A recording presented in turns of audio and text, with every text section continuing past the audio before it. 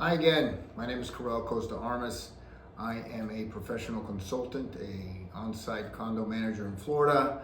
I have 17 years experience in this field, and I get calls all the time about this one particular topic, and that's why I think it's my third or fourth video on this. But again, I want to encapsulate this topic, and that is fraud and theft in community associations. And this goes right across the board nationwide, and even in other countries. It's kind of the same problem or the same finger pointing for suspicious activity or behavior. So first of all, I'd like you to take 2 seconds, please, and click like below, whether you're watching this on Facebook, LinkedIn, or YouTube.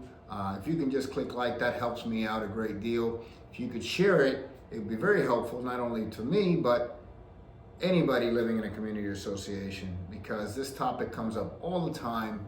And usually every couple of months or so, there's some type of political unrest, and questions are asked, particularly about August, September, when budget season's around. So please click like, and if you can share it, that's fantastic. I have a YouTube channel that you can subscribe to. I also have a very big video blog on my site. It's got about 60 videos on there right now, but please go over there and read the articles and watch the videos on these topics and more.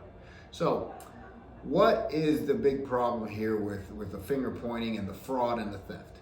I'll give you about 4 or 5 different things to look for that are red flags, orange flags, red flags of something that might not be right at your association. Number one, and the biggest complaint I get all the time, the most phone calls, is the board president, the rogue board dictator, the director that has lost control and is acting like a dictator, exercising sole authority, does not listen to people at meetings or anywhere else, and it doesn't appear to care. So I'll defend them for a second.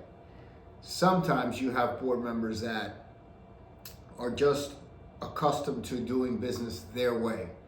They are probably retired and did business in the 80s and 90s a certain way, where they owned a business, and they are very good at making decisions and are not so good at caring about the opinions of others when they are making decisions. So they take their board position a little too serious, and they don't listen to other people, and they don't allow other people to talk even amongst themselves. So is education needed here for that board member, or do you really have a problematic situation where there's theft or fraud or something that they're trying to hide? So, that type of board member, another sign that will tell you there's an issue is if they're hiding information or omitting facts from the other directors. So let's say you have a 5-person board, and then you have 1 or 2 directors that make all the decisions, and the other 3 are just left out, and don't get any updates, don't get the information that they need to be informed. The second problem you have with that type of person, and the sign that you'll know something's wrong with either that 1 or 2 people, or maybe the whole board, if you have a group of people that collaborate to steal. And that is the resistance to using their attorney or their accountant for professional opinions. A lot of times, associations require legal opinions, and if everything is out in the open and fine, then you're going to need a professional opinion on matters. No matter how much experience I have in this industry, I will always direct board members to get the attorney's advice, the attorney's opinion, because I'm not an attorney. So if there's an accounting problem, they should go to the accountant. A tax question, go to the accountant. So if you have a problematic board and there's a little bit of fraud or theft or something happening, that'll be the second sign that there's a problem. There's resistance to using professional resources. Another one, and this one goes with all real problems, is a lack of transparency and a lack of access to documents.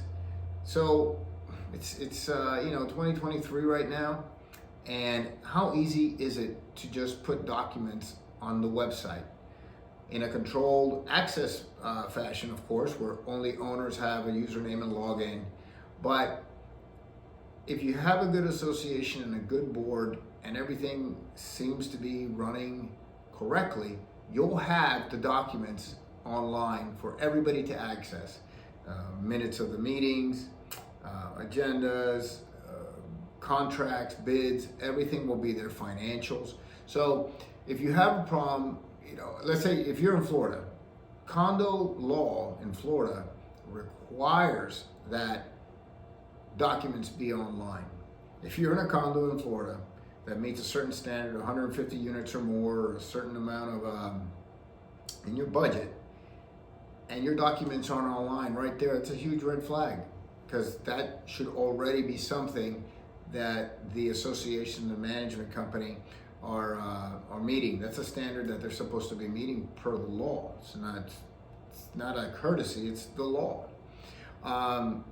Owners should have website access, username, login, everything should be there. They shouldn't even have to request records, it should all be there. Bidding documents, financial statements, again, those are all documents that anybody with questions or they're skeptical of operations, just look at those. Everything's there.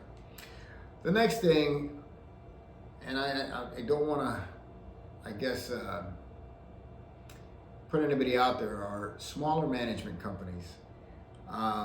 There are some good ones out there, but I've seen a lot of smaller management companies with a very entrepreneurial attitude. It's usually a manager or somebody in finance that thinks that, hey, I can do this too. I can be a good management company. And what they end up facing is that they're overwhelmed with the amount of work, or they're not really familiar with the correct standard of service they should be providing.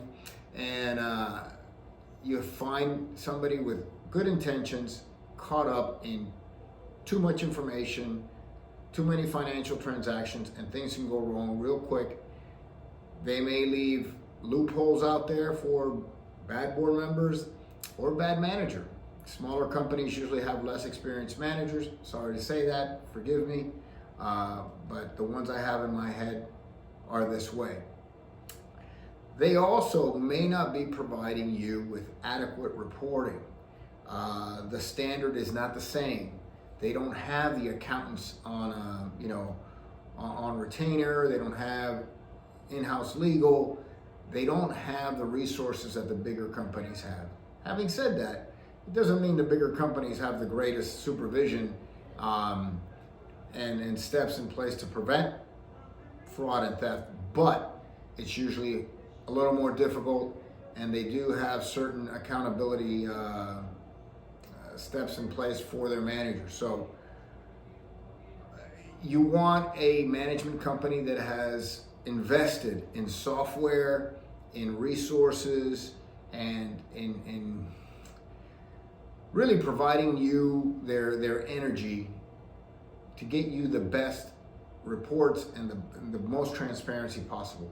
So again, the smaller management companies, the resistance to using professionals, the lack of sharing documents and having the transparency right at owners' tips, and then of course the dictator type board member, the rude, abrasive board director that doesn't want to listen to anybody. So if you have these things, those are usually red flags, orange flags, that if you have several of them, you might want to ask a few more questions. And I put this out there because I have videos on my website that you can listen to for free. It's all there. You may not need my services, but if you do, send me an email. If you feel that the operations at your association need some help, send me an email. Let me know what you're thinking. And do you have a group of 2 people that are angry, or do you have a group of 20? Like I said, this is about 90% of the inquiries I get for fraud and theft. Now, 90% of my work that I actually do is actually with attorneys and insurance companies and cases that are already happening in lawsuits.